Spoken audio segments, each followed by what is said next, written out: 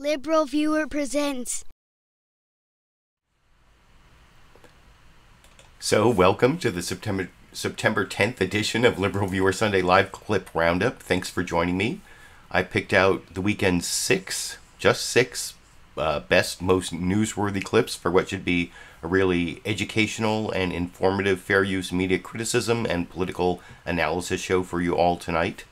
I will have one political comedy clip from HBO's Real Time with Bill Maher, which for some reason was the outlet that most addressed the issue of climate change with all the coverage of hurricanes, both this weekend and then with Harvey before, Irma hitting Florida, and there are even a couple more hurricanes out there.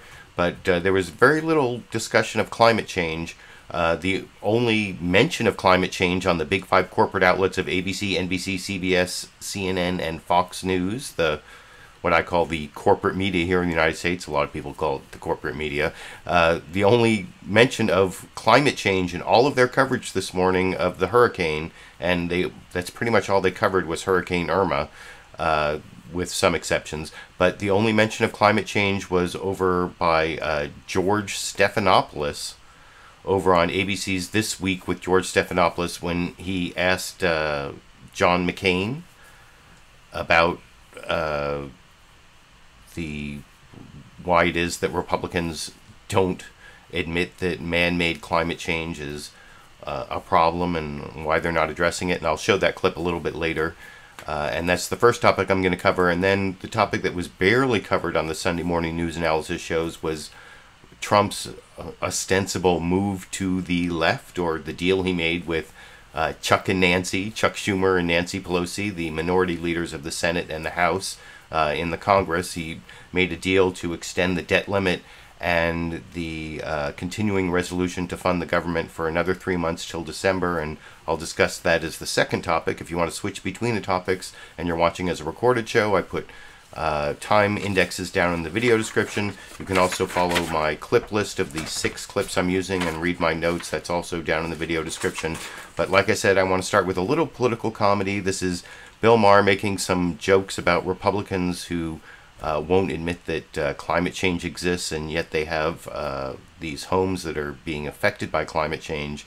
And actually, this was before Hurricane Irma kind of moved to the left and went up the west coast of Florida, which included a hit on Naples, Florida, where Sean Hannity from Fox News has his second home is in Naples, Florida, according to what he said earlier in the week. And that's not on the list that Bill Maher included because he thought it was going to the east coast of Florida, and I'll talk about that with you after we watch that 90-second clip together over here. Yeah, this is so interesting. Climate change. The deniers all have beach houses in the way of... No, did you read this? All in the way of the storm. Trump, Rush Limbaugh, and Coulter, the Koch brothers, all have houses that are going to be wiped out, probably. I'm not gloating.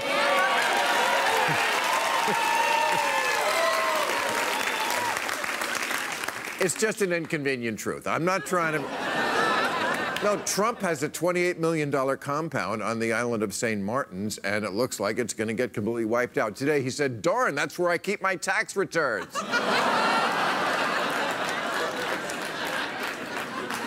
But, you know, even though everything that scientists said was going to happen, that the waters were going to get warmer and this is going to soup up the storms, and that Irma's the worst storm ever, and Harvey was a 500-to-1 shot, and they've had three years in a row with 500-to-1 shots, the right-wingers are still, no, we can't blame climate change. Yes, I agree. My theory is it has something to do with Hillary's emails. Really, I'm not... Rush Limbaugh has been telling his listeners all week that Irma is a liberal hoax to promote their climate change agenda, but that he had to evacuate his house, which for Rush has got to be a tough pill to swallow. But if anybody knows about swallowing pills, all right.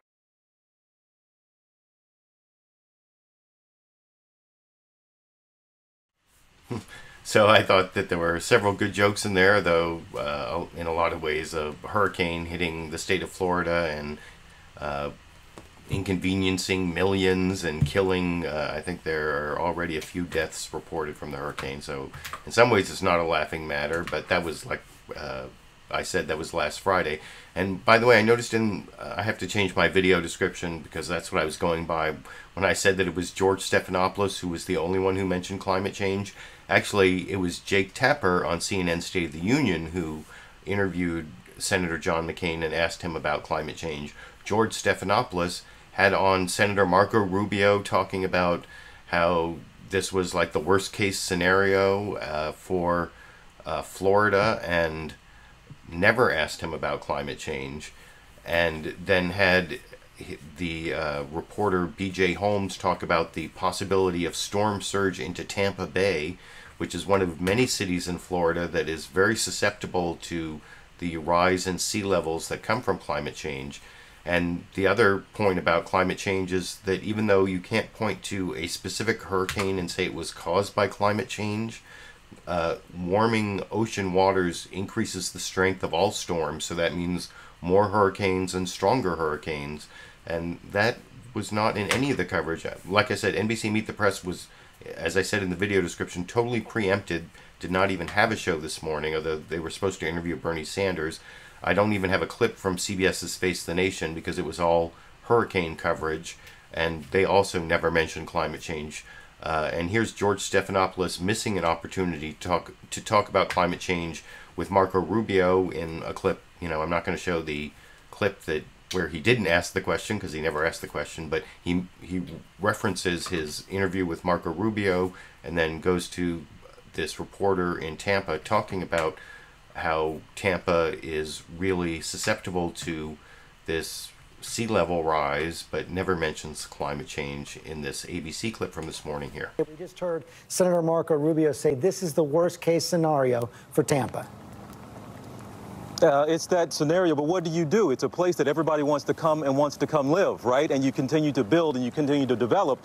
We wouldn't have a disaster here if so many people didn't live here and we didn't build here, but that's just not practical. That's not the case. That disaster, yes, you can't do anything, like he said, about the topography here. You can't. All you could do is try to protect life and protect property. But again, they have had population spikes here over the past several years. We've got 700 miles of beautiful, pristine coastline, those beautiful white sand beaches we all love to come to, right? But because so many people are coming here, it puts them at risk. Now, we have a steady rain that continues to come down here on us. We don't have any strong winds like Rob Marciano was talking about a short time ago, but he was speaking about that reverse surge. And let me show this to you. If you can see across the way here, this is the Hillsborough River that dumps out into the bay in the distance under those bridges. But if you look at the wall across the way there, this water was up at that yellow and the white that you see at the top there. That was just a few hours ago.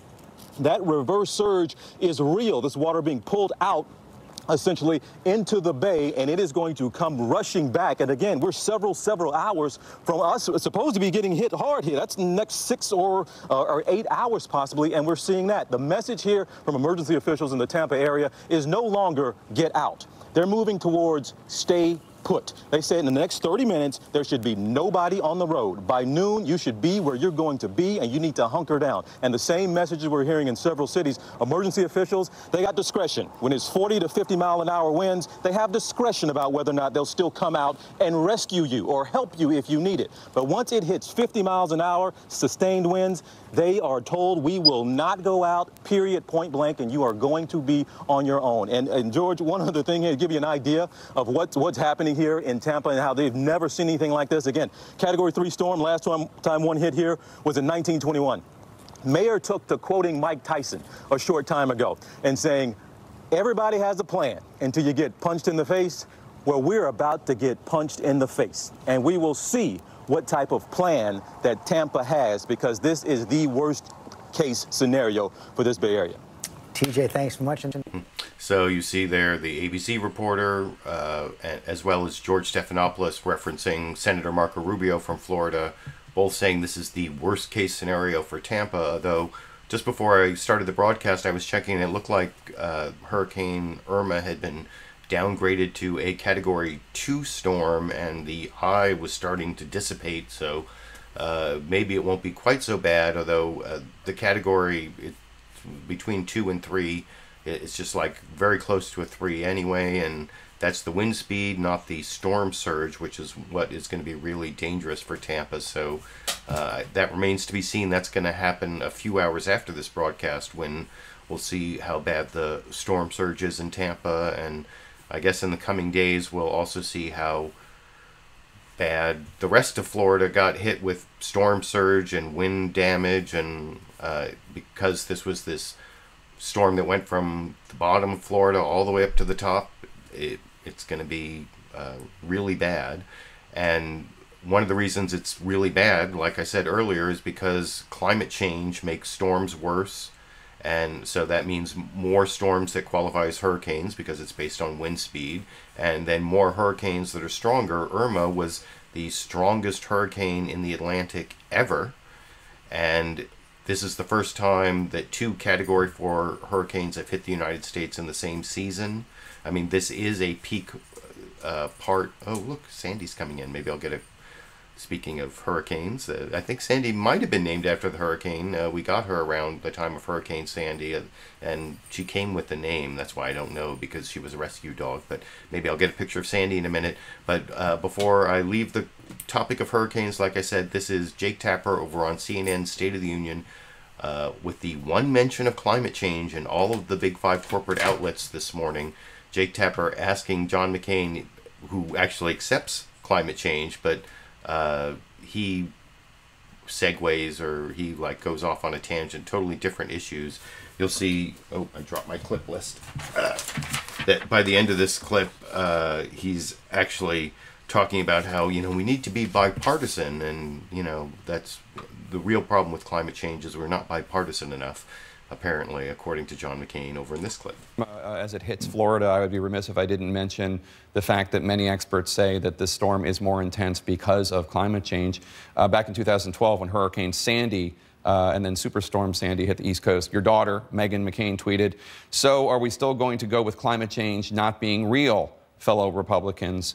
The Republican Party, as you know, generally speaking, acts as if climate change is not real. There are exceptions, your daughter Meghan, the Republican mayor of Miami.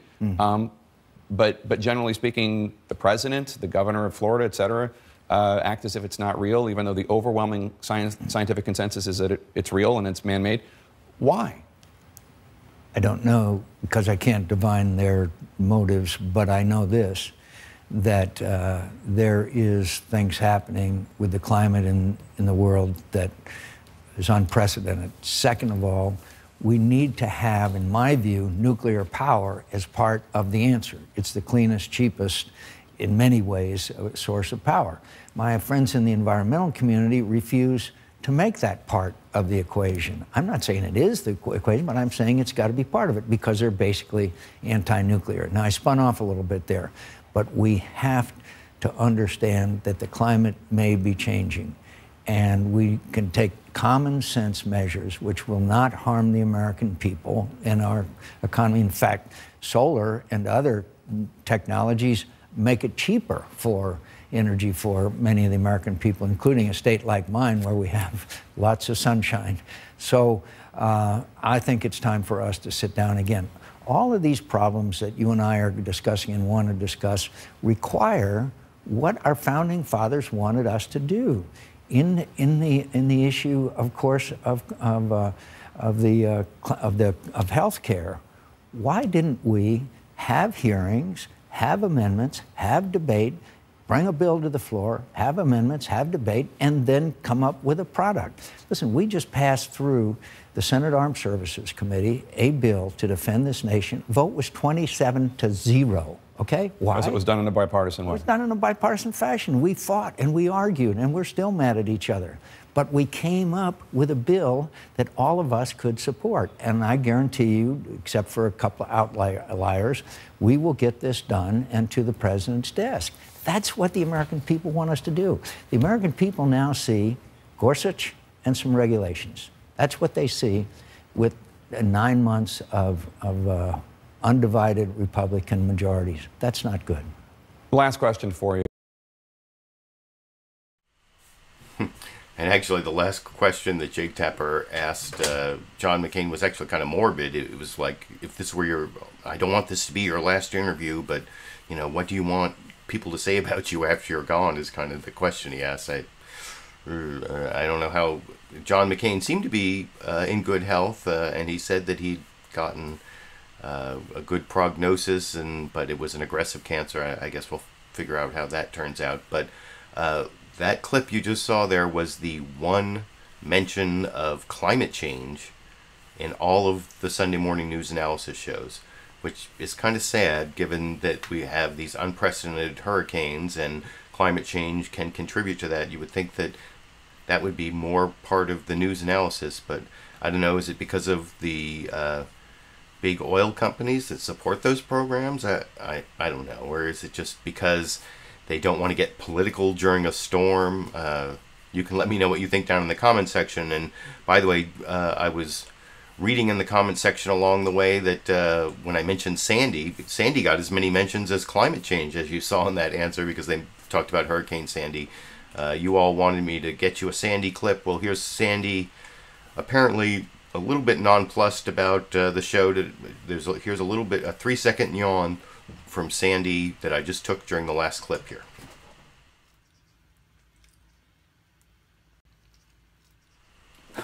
So, for those of you who wanted a Sandy clip, there's your Sandy clip. And now I had 3 clips on Hurricane Irma and the lack of climate change. And, you know, one other thing I noticed is there was this big earthquake off the coast of Mexico where something like 60 people have been reported dead already. No coverage whatsoever, even though that's more deaths than Hurricane Harvey that dominated the coverage last week. And there are only a few deaths, but they're American deaths, I guess, in Florida so far. But why the big 8.1 earthquake in Mexico got no coverage, I don't know. But anyway, like I said, that's my last clip on the Hurricane Irma coverage and my last criticism of how the media focused on that and focused on the wrong parts of that, or I guess we'll see. But I also have a few clips, like I said at the beginning, on this idea that Donald Trump moved to the left. He made this deal on the debt ceiling and the continuing resolution with Chuck and Nancy. Chuck Schumer, the Senate Minority Leader, and Nancy Pelosi, the House Minority Leader. And the people most nervous about this, I guess, were on Fox News, because that's where it was discussed the most. I'm not even going to show you all the clips on that, but I'm going to show you this clip to begin with. It's almost political comedy. It's Chris Wallace showing Donald Trump talking about how he's made a deal with Chuck and Nancy, and then the beginning of his introduction to his panel discussion, where he basically says, I can't stop saying Chuck and Nancy enough, because he said Chuck and Nancy so many times during Fox News Sunday, and there's just a sample of that in the 42-second. These are 2 clips I've edited together for you over here. Trump with a new take on the art of the deal. We have a great respect for the sanctity of the debt ceiling, and Chuck does, and Nancy does, and we all do. We'll ask our Sunday panel how the move affects his relationship with his own party. I want to follow up with my conversation with the congressman. What do you make of the president siding with, and I can't say it enough, Chuck and Nancy? I love that phrase. And undercutting not only Republican senators, but his own Treasury Secretary is in the middle of making his pitch in the Oval Office when the president sided with that. Everybody was happy. I think, no doubt, Chuck and Nancy were happy. He got rolled. The president got rolled.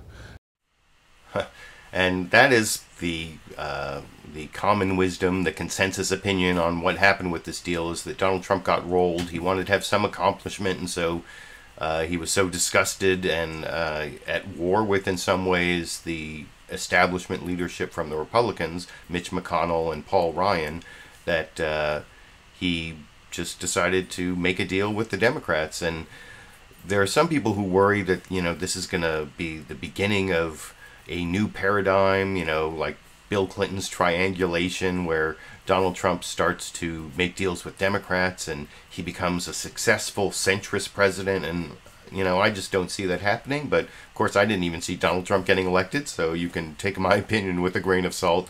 But it seems like this was a one-time deal. And one of the weird things about it is this next clip from Fox News Sunday, where they have one of the leaders from the Freedom Caucus, Jim Jordan, Representative Jim Jordan in the House of Representatives.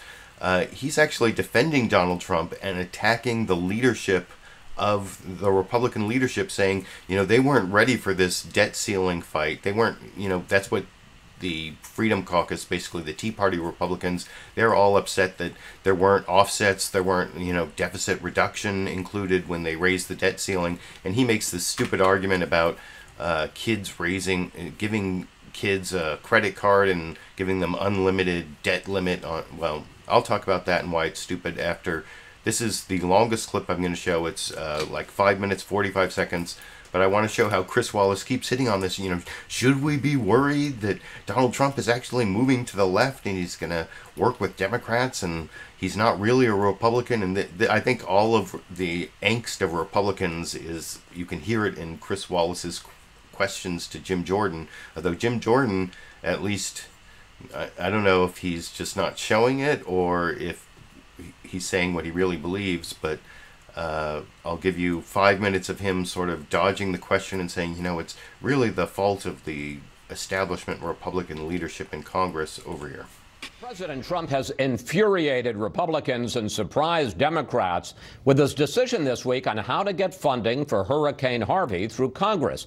But how real is his new partnership with Chuck and Nancy? Joining me here in Washington is Congressman Jim Jordan, a founding member of the House Freedom Caucus of hardline conservatives. Congressman, welcome back to Fox News Sunday. Good to be with you, Chris. I want to start with the deal that shook Washington. President Trump siding with Pelosi and Schumer over his own Republican leaders, over his own Treasury Secretary in his effort to link Harvey disaster relief funding to a three-month extension of government funding and the debt limit, and even talking about a deal on DACA. Here's the president on Air Force One. Chuck and Nancy would like to see something happen, and so do I. And I said, if we can get something to happen, we're going to sign it, and we're going to make it. We're going to make a lot of happy people. Congressman, are you one of those happy people? No, I don't think this was a good deal for the American taxpayer. We didn't do anything to address the underlying $20 trillion debt problem. But frankly, what options did the president have in front of him? The first time the Republican conference talked about the debt ceiling was Wednesday morning.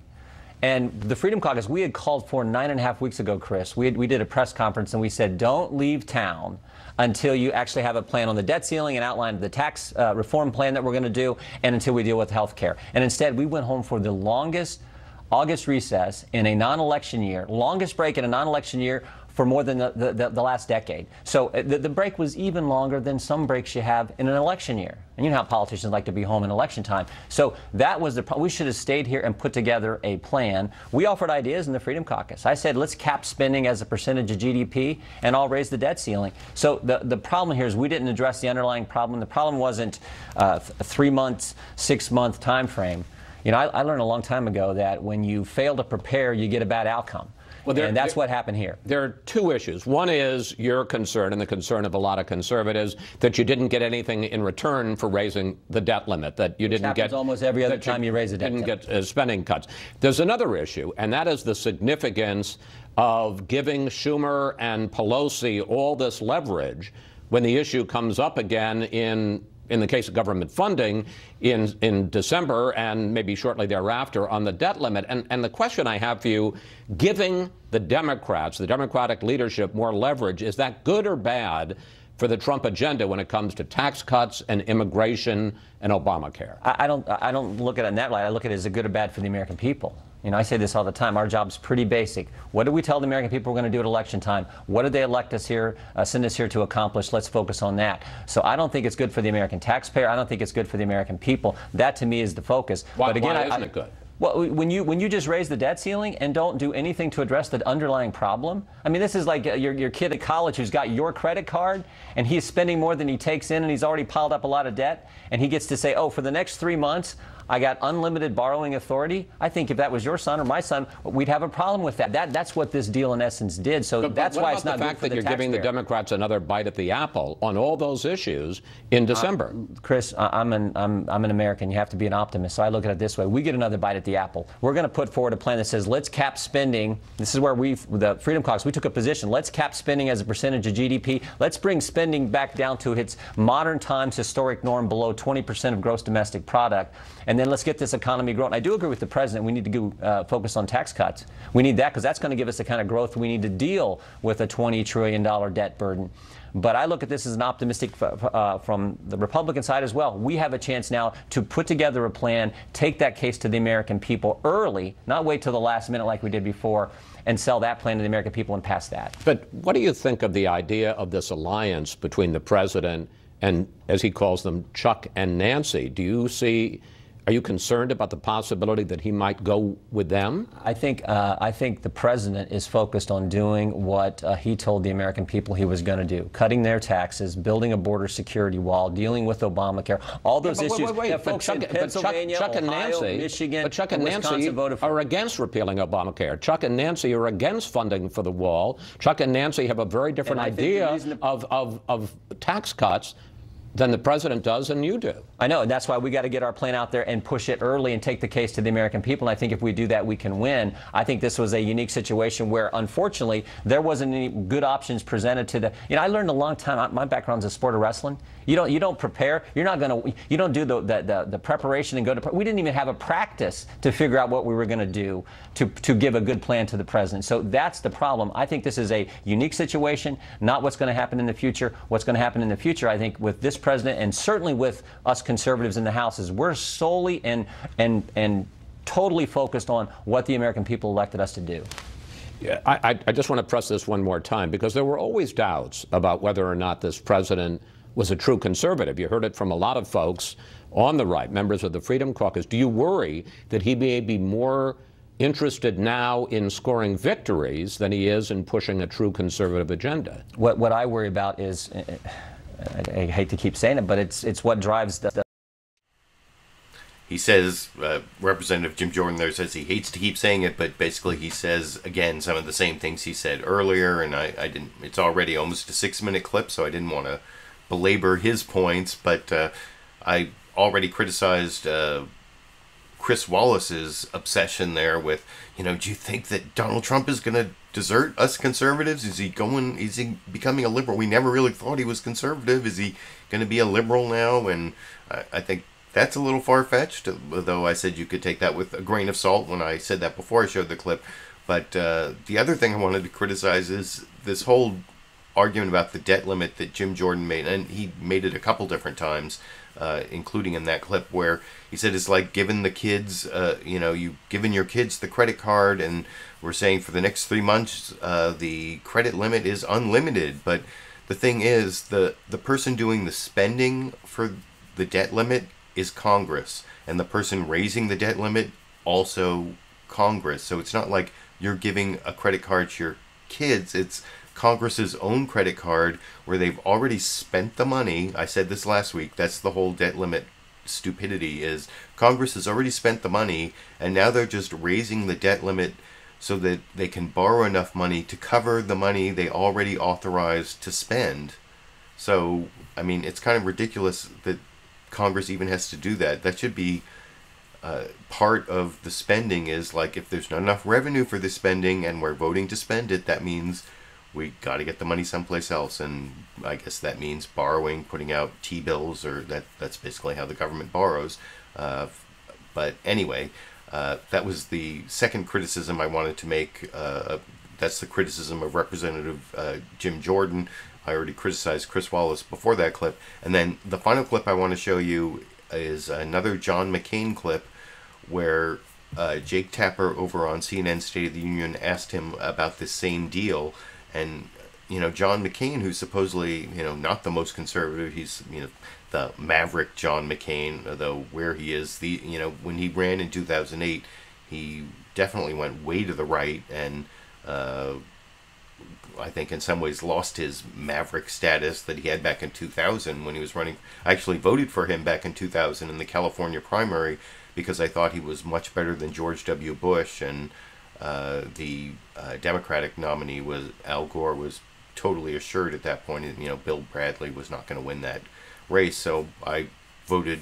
That was an open primary in California that year, so I John McCain is one of the few Republicans I've ever voted for, but it was only because I thought he was better than George W. Bush back in 2000 when he was much more of a maverick. But you can hear in this next question that he's definitely not praising Donald Trump for moving to the left. He's actually criticizing Donald Trump for, as you might expect from the many John McCain clips I've shown over the last several years. He's one of the biggest hawks in the Congress, and he's working on the defense authorization bill, and he wants more money for the military, and that's what's wrong. For 3 months, they have a continuing resolution to keep spending at the same levels as last year, and John McCain is pretty much apocalyptic. You know, that's going to ruin our military to go at the same levels as last year for 3 more months, and that's the last clip I'm going to show you for the program tonight. It's about 2.5 minutes long, and I'll discuss it with you after we watch together here. About issues, because I know you want to. You've been urging President Trump to work in a more bipartisan manner. This week he did that. He reached out to Chuck Schumer and Leader Pelosi to cut a deal to increase the debt ceiling, finance the government, and fund hurricane relief. And yet you voted against it. You were one of 17 Republican senators to vote against the package. Why vote against this foray into bipartisanship? Well, in all due respect, this was not an exercise in bipartisanship. The Republican leaders, Ryan and McConnell, were surprised to hear that he had cut this deal with Chuck and Nancy. And the way you do deals is you sit down together, you have good staff with you, and you go with proposals back and forth. The proposal that the president accepted, the Speaker of the House had just categorically rejected. So that's not the way we need to do business. And the other aspect of this, if I might, is that the agreement that they made is basically devastating to national defense. Jake, we have had 185 service members have lost their lives in non-combat accidents over the last 3 years. We've lost only 44 were killed in combat. And that's because our leadership, military and others, have told us that our military capabilities and readiness is declining. Not often that I like to give quotes, but I think that it's important to recognize that the chairman of the Joint Chiefs of Staff said that if we continue on this road, we've lost our advantage over our potential adversaries. Not to mention putting the lives of these brave men and women at risk because we're not giving them the training, the equipment, and the capabilities they need. That's unconscionable. And this agreement basically freezes last year's funding in place, which is a cut of $52 billion. Now, this is a president that campaigned and said, I'm going to rebuild the military. We're going to increase that. Well, that's not something that I can stand for. I believe my first obligation as chairman of the Armed Services Committee is to make sure the men and women who are serving in our military have everything they need. Under this agreement, they not only don't have everything they need, their lives are in greater danger. We can't do that to them. Let's talk about this issue.